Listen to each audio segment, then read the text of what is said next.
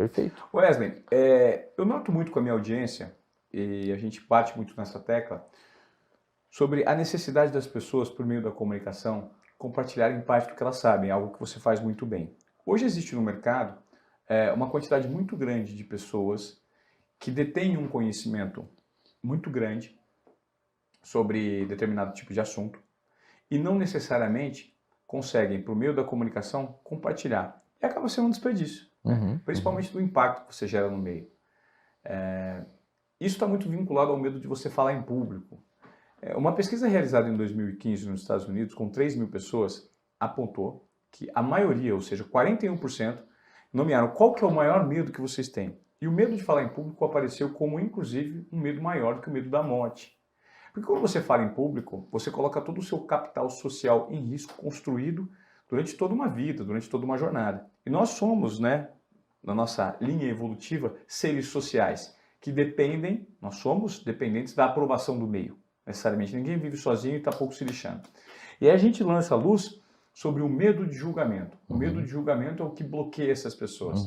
Porque o julgamento alheio de forma negativa pode fazer com que esse capital social que você construiu durante toda uma vida, ao falar em público, ele seja perdido. E aí muitas pessoas, no Japão, muitas pessoas se suicidam, né? Grandes executivos que cometem erros, são descobertos e tal. Então a vergonha é tão grande que as pessoas preferem morrer.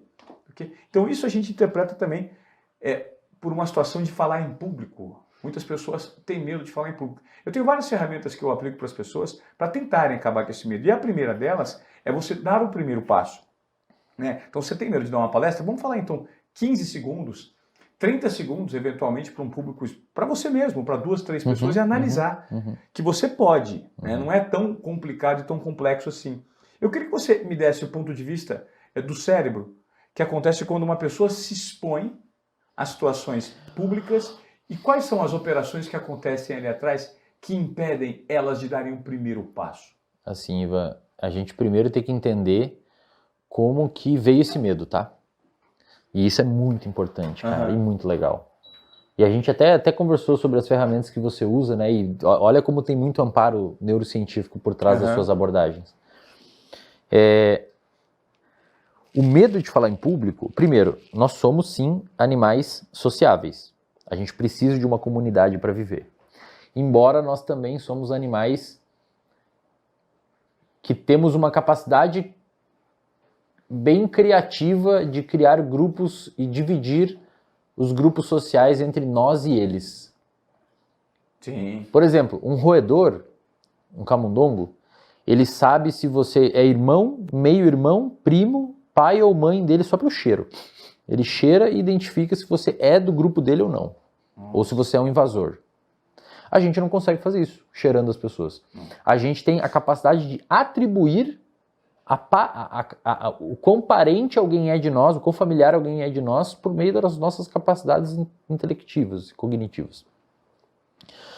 Então, esse é um ponto primário de conversa. A gente precisa de grupos, a gente precisa de pares, a gente precisa viver em meio social e a gente tem uma capacidade de criar uma fronteira entre o que é nós e o que é eles.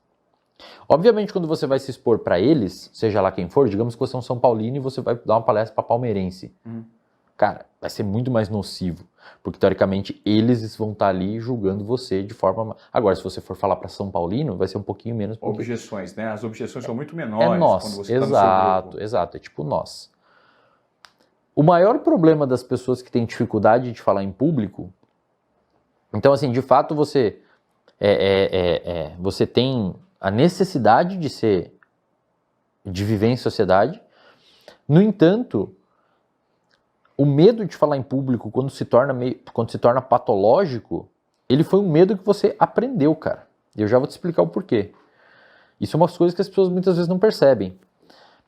Lá na infância, lá na escola, lá no ensino médio, quando você foi fazer uma pergunta para a professora e você estava na hora de fazer a sua pergunta ou você teve dúvida de um conteúdo e você quis levantar a mão para fazer a pergunta, subiu um pouquinho a sua ansiedade e você falou, não vou fazer essa pergunta, porque vão rir, é uma pergunta boba e tal, e você não perguntou. Cara, esse não perguntar, naquela vez, Foi uma esquiva, a gente chama de esquiva experiencial. Você se esquivou da experiência. Você jogou seu comportamento para o lado. Então estava indo aqui, tinha a experiência de perguntar e falar em público, você desviou dela. Quando você desvia dessas experiências de se expor em público, você forma um circuito no seu cérebro que armazena aquilo. Por quê? Porque foi agradável se esquivar. Lá atrás Ou não se expor ao risco. Lá foi agradável, foi gostoso. Por quê? Porque você não precisou enfrentar um estresse. E ponto. Só fazer um contraponto rápido. E o oposto também é verdade. Quando você teve a vontade de fazer a pergunta, enfrentou aquela ansiedade, aquele medo e deu certo, o resultado foi positivo. No outro dia você pergunta de novo. Você tem um estímulo. A sua professora falou assim, pô, parabéns pela pergunta, muito legal a discussão que você levantou. Cara, no outro dia você não vê a hora de chegar à aula para perguntar de novo. Porque reforçaram o seu comportamento. Perfeito. Só que aí que tá, você se esquivar também é reforçador. Porque você tirou um perigo da sua frente. Então, a partir de agora, você formou um circuito no seu cérebro. Você formou um circuito no seu cérebro que vai reforçar a esquiva depois de novo. Então, você não teve um problema de lidar com aquele estresse ou aquela ansiedade, você tirou ele de jogo. Isso reforça o seu comportamento, já que você se livrou daquilo, reforça o seu comportamento de continuar se esquivando. Então, da próxima vez que tiver a possibilidade de falar em público, você já tem um circuitinho fraquinho ainda no seu cérebro, bem pequenininho, um circuito bem pequenininho, que vai ligar lá. Então, começou a aumentar a ansiedade, você lembra, não, mas da outra vez eu fiz isso daqui e foi agradável, então eu vou fazer de novo. E, cara, aí você começa a se esquivar. E você vira um mestre em se esquivar em falar em público. Até que em algum momento, cara, chega uma hora que você não pode mais se esquivar. Porque agora você é um cara respeitado, agora você é um cara dono de um negócio aí que você tem que falar para os seus funcionários, ou agora você é um cara que tem que dar uma palestra, ou tem que apresentar o TCC. O TCC é o mais clássico da faculdade. A pessoa se esquiva nas aulas até o TCC. No TCC ela é obrigatória, ela não tem como falar para os colegas, eu faço os slides e você apresenta igual nos outros trabalhos. É o julgamento você final. Você tem que apresentar. E aí a pessoa, pelo fato dela sempre ter se esquivado, ela não cria o que a gente chama de repertório comportamental. Ela nunca estava ali, ela nem sabe como fazer, para que lado olhar. E aí, cara, a ansiedade vai no teto, assim, ó. E a maneira de você romper com isso é justamente o reforço positivo de um hábito oposto. Você tem que se expor. Ou colocar em prática. Não tem jeito, cara. Estímulos mínimos, dando o primeiro passo. Ou seja, vamos se expor numa pequena escala, para essa escala aos poucos, para o seu reconhecimento. Dá bom dia pro caixa do supermercado. Fala com o porteiro. Você sempre passou reto no porteiro. Por quê? Porque se esquiva é gostoso. Não vou dar bom dia para ele hoje não, porque daí tem que lidar com essa situação social. E é complexo, você tem que... Se você tá triste, você tem que fingir estar feliz. E uma pessoa envergonhada, Eslen, essa é a pergunta que eu tenho para você, que eu gostaria de ouvir o seu ponto de vista sobre isso. Uma pessoa que tem isso, esse comportamento repetitivo, durante toda uma jornada de vida, é possível que ela mude 100% a partir de novos estímulos, ou sempre ela vai preservar esses circuitos pré-estabelecidos na cabeça? Vamos supor que o meio passe a ser um meio super estimulante agora, para que ela passe a falar em público, e para que ela passe a deixar de ter essa vergonha, ser o centro das atenções, porque o meio vai fomentar. E existe um treino nisso. Aquele circuito pré-estabelecido, ele deixa de ser relevante ou não? Não, ele pode ser reutilizado de outra forma. Se o ambiente muda, a pessoa tende a mudar.